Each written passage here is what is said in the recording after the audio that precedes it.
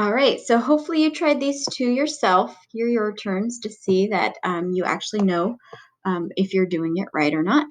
All right, so the first thing we're going to do is we're going to analyze what's inside that absolute value. So always look, what's inside the absolute value? We have that 6, so we know we're going to have a horizontal shift. Any number in with the x is going to be a horizontal. Okay, we know it's going to shift left or right. And since this is a -6, any number in with the x is going to do the opposite of what you would think. So you would think it would go left, but it doesn't. It actually goes right 6.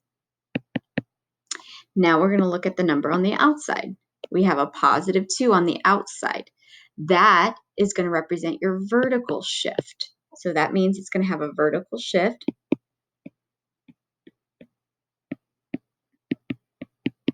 So it's going to go up or down.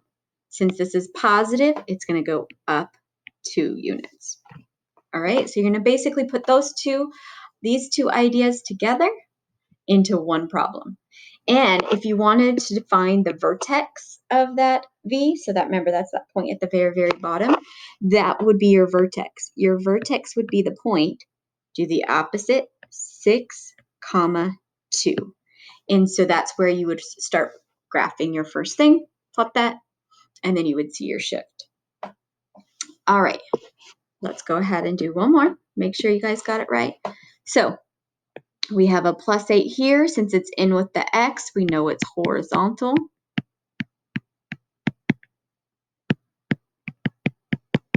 And it's going to be the opposite.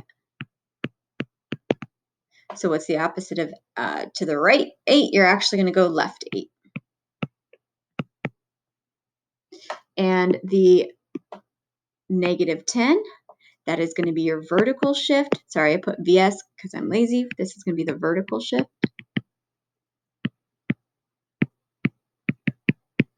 Since it's a negative, it's going to be down 10.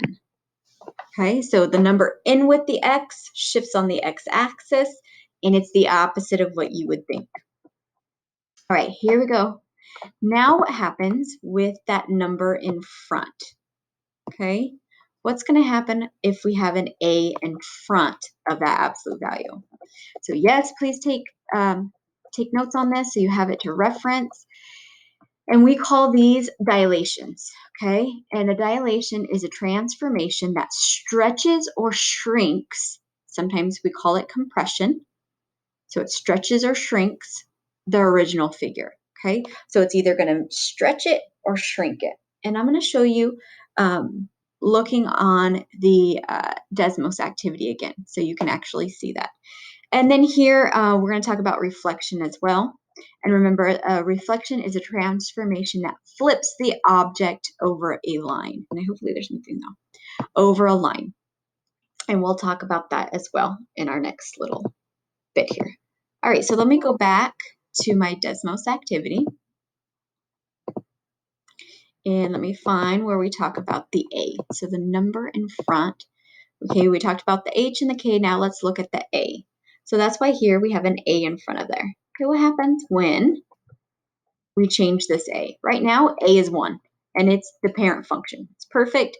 Our vertex is at 0, 0. Notice that it also has a slope of 1. We go up 1, right 1. It has a slope of 1. All right, so let's change this to a 2. Let's see what happens. I'm going to go right. Perfect. So see here, change that A to a 2. Notice what happened to the graph. It took it and it stretched it out. Okay, so I know some people probably said it got skinny, which is fine. Yes, that's what happened. But it also took that point and instead of being at 0, 0, it stretched that point out and it actually became at 2. Sorry, it was at 1, 1, and now it's at 2.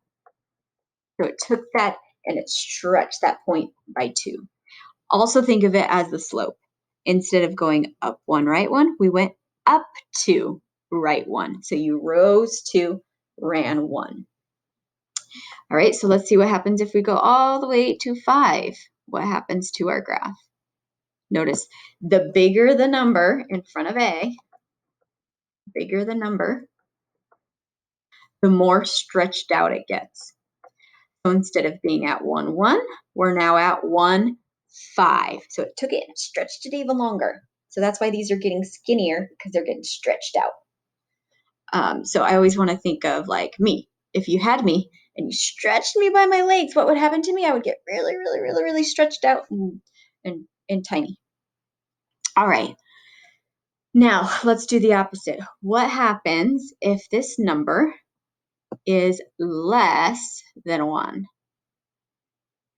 Let's say like a half. Let's go to 0.5. Instead of being skinny, it now gets fat. So I know that this is a decimal, but I want you to think of it as a fraction. 1/2, 1/2.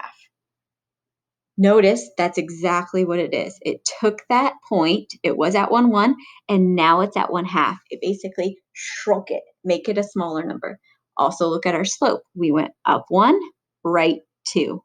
So it basically took it and did it 1/2. Up 1, right 2. Okay, let's go ahead and go even smaller. Let's do 0.2. See how the smaller that fraction is, the fatter the graph is getting. And if you even go to 0, you'll see what happens when we go to 0. It actually makes it a flat horizontal line. Okay, and if you go to 0.1, it gets a little bit, but it almost is really, really fat. And if you get really, really close to 1, like 0.9, if I can get there, you notice how it's really, really close to that blue line, which is at 1, but it's a little bit fatter. All right, so what happens if it's negative? Let's go to -1, for instance. Notice it's still the same slope. We go down 1, right 1. So instead of going up, it takes it and it flips it down. That's what the negatives do. It just takes that graph and it flips it down and makes it become negative. All right, so now that we kind of see that ourselves, and then here we'll make it skinnier the bigger the number is, or fatter if it's a fraction. All right, so let's go. And that's basically what this says. Okay, if your number in front of A is bigger than 1, that's what it means. If it's bigger than 1, forget about the negatives. Just think of if it's bigger than 1. So if we get 2, or if we have 5, it's going to stretch that thing out. Okay, and in a sense, that is like your slope. Instead of going right 1, up 1, we're going to go instead of that, we're going to go right 1 or up 2 over 1. You go up 2 over 1. So you would rise to right 1. So if the number in front of here was a 5, we would go up 5 over 1.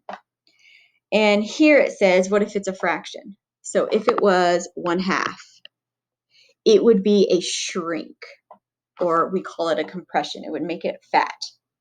So I like to say fractions make it fat.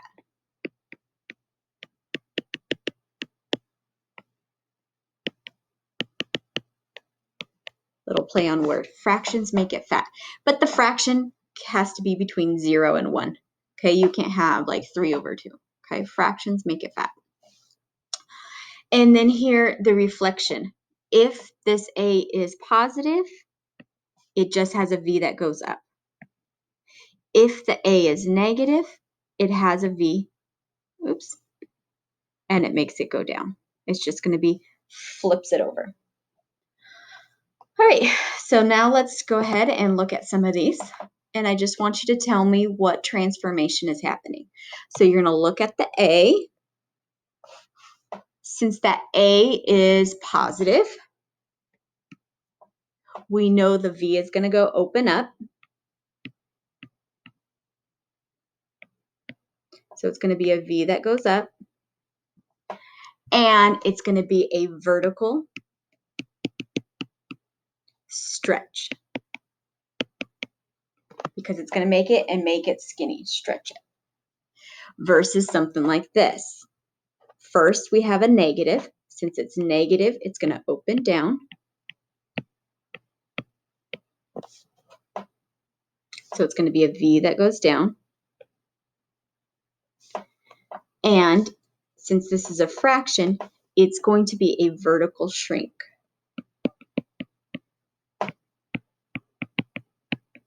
Just think, bigger the number, the stretchier it gets. Small number compresses it and shrinks it. And so you guys do these ones. Tell me what transformation is going to happen. If we have a -2, is it going to be a vertical stretch or a vertical shrink? And sometimes we call it a compression.